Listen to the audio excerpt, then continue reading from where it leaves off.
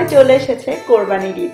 ঈদে 2-3 দিন পর্যন্ত মাংস খেতে ভালোই লাগে, কিন্তু একসময় মাংস দেখলেই বিরক্ত লাগে। তখন মুখের স্বাদ বদলাতে ভর্তার কিন্তু কোনো জুড়ি নেই। তাই ঈদ আসার আগে আপনাদের জন্য আমি একটা ভর্তার রেসিপি দিয়ে রাখছি। আমার পার্সোনালি খুবই ফেভারিট একটা ভর্তা, আর সেটা হচ্ছে বরবটির ভর্তা রুই মাছ দিয়ে। তো চলুন দেখে নিই কিভাবে এটা বানাতে হবে।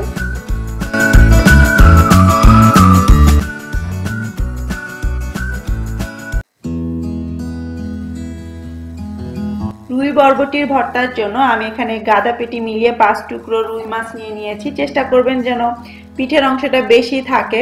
আমি 2টো পেটিও নিয়ে নিয়েছি। এখন এর মধ্যে আমি পরিমাণ মতো লবণ, হলুদ আর মরিচের গুঁড়ো দিয়ে এটাকে মাখিয়ে নিচ্ছি। এটা আপনার যতটুকু মাছ নেবেন সেই হিসেবে লবণ, হলুদ আর মরিচের গুঁড়োটা নেবেন। এখন এটাকে আমি মেখে ভালো করে 10 থেকে 15 মিনিটের জন্য একটু রেখে দিব। এতে করে মশলাগুলো এর মধ্যে ঢুকবে, খেতে ভালো লাগবে। আর আমি আজকে এটা রুই মাছ দিয়ে করছি, তবে কোনো সমস্যা নেই। আপনারা যদি রুই মাছ না নেন, আপনারা এর বদলে পাঙাশ মাছ, টাকি মাছ বা অন্য যে কোনো বড় মাছের পিঠের অংশ অর্থাৎ আঁশ যুক্ত যে মাছটা থাকে সেটা দিয়ে আপনি এটা বানাতে পারেন। মাছগুলো মাখা হয়ে গিয়েছে, এখন আমি এটাকে রেখে দিচ্ছি 15 মিনিটের জন্য। চুলার একটা প্যানে আমি 3 টেবিল চামচ তেল গরম করে নিয়েছি। চুলার আঁচটা আছে মিডিয়াম হাইতে। তেলটা গরম হয়ে গিয়েছে, এখন আমি এর মধ্যে একে একে সেই মেখে রাখা মাছের টুকরোগুলো দিয়ে ভেজে নিব। মাছগুলো ভাজতে হবে একটু কড়া করে, বাইরের অংশটা যেন গোল্ডেন ব্রাউন হয়, কিন্তু ভেতরের অংশটা একটু নরম রাখতে হবে। এতে করে আপনার ভর্তাটা মাখাতে সুবিধা হবে।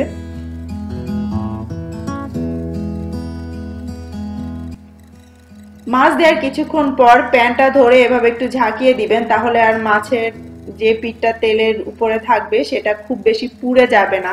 পুড়ে গেলেও আবার খেতে ভালো লাগবে না। তারপর এটাকে উল্টে পাল্টে একটু ভেজে নিতে হবে একটা সুন্দর কালার আসা পর্যন্ত।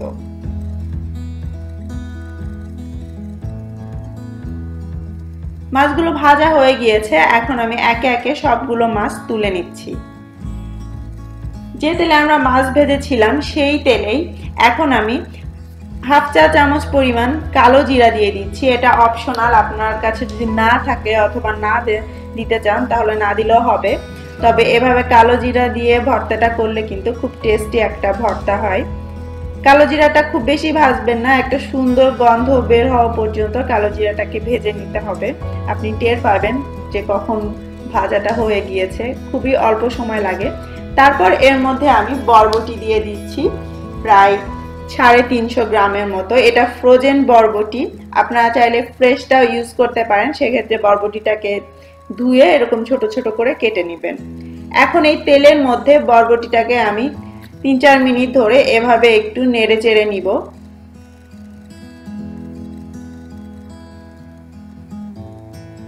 একসময় দেখবেন বরবটির গায়ে একটা চকচকে ভাব চলে এসেছে, তখন এর মধ্যে পরিমাণ মতো লবণটা দিয়ে দিতে হবে।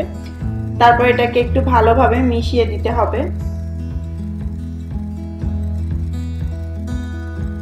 এবার এর মধ্যে বরবটিটা সেদ্ধ হয় এই পরিমাণ পানি দিবেন। আমি 1/4 কাপেরও কিছু কম পানি এর মধ্যে দিয়েছি, এবং পানিটা এমন ভাবে দিবেন যেন সেটা বরবটির নিচে থাকে, কারণ বরবটি থেকেও কিন্তু অনেক পানি বের হবে।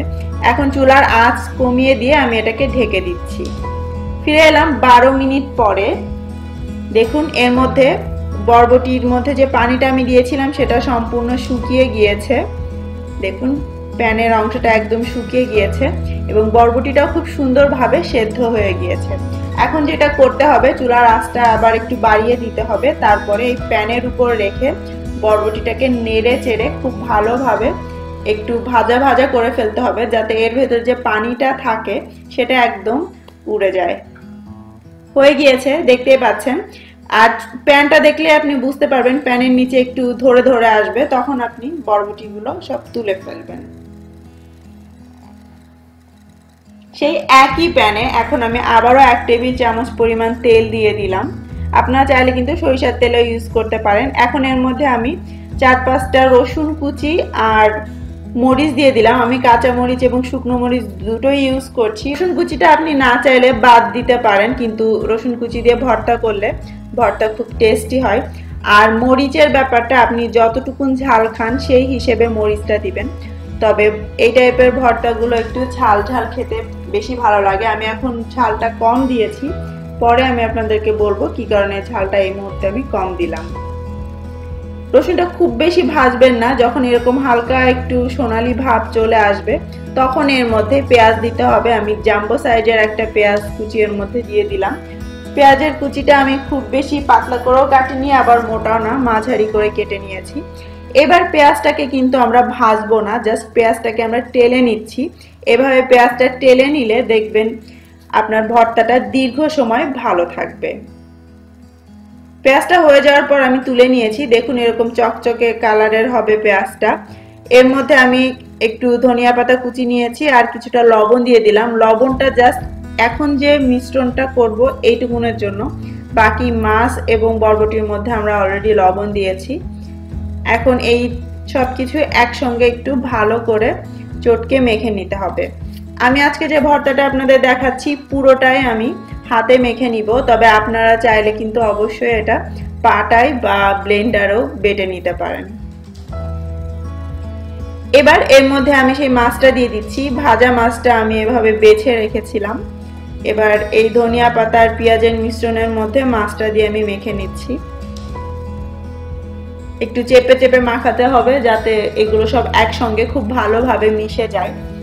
আর যদি আপনারা পাটায় বাটতে চান, সবাই তো জানেনই পাটার বাটার সিস্টেম, আর ব্লেন্ডারে করতে চাইলে যেটা একবারে সবটুকুন ঢেলে দিবেন না, অল্প অল্প করে ব্লেন্ডারের মধ্যে দিবেন, একটু ব্লেন্ড করে নিয়ে তারপরে আপনি আবার ওটাকে একটু নেড়ে মিশিয়ে দিতে হবে। একবারে করলে কিন্তু অনেক সময় বেশি পানি পানি হয়ে যায় ব্লেন্ডারের ভর্তাটা।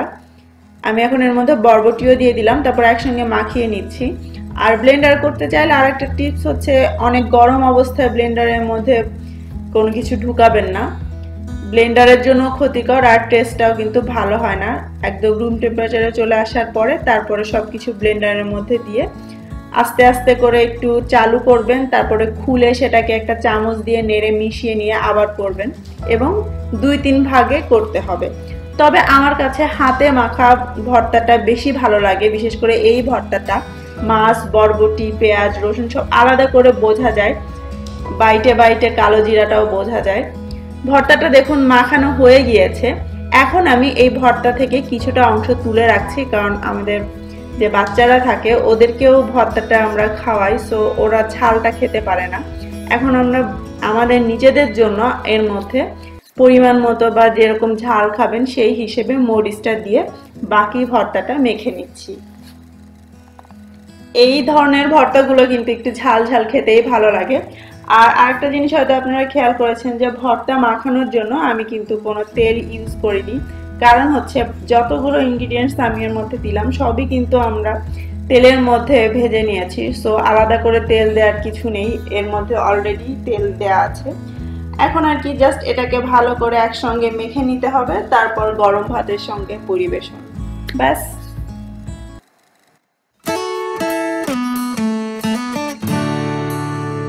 তৈরি হয়ে গেল ভীষণ সুস্বাদু রুই বরবটির ভর্তা। আশা করছি আমার আজকের রেসিপি আপনাদের ভালো লেগেছে। ভালো লেগে থাকলে প্লিজ আমার চ্যানেলটি সাবস্ক্রাইব করবেন। আজকের মতো বিদায় নিচ্ছি। আল্লাহ হাফেজ।